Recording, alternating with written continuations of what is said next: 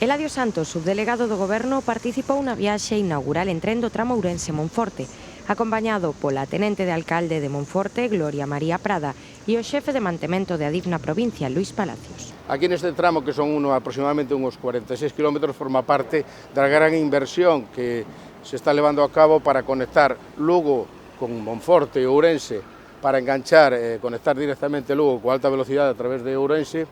e é unha renovación integral deste primeiro tramo entre Monforte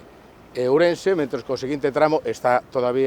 aínda en obras. É unha renovación integral tanto da plataforma, como das travesas, como da vía, como das conexións, como da catenaria, como da iluminación e a sinalización e todo o que é o tema de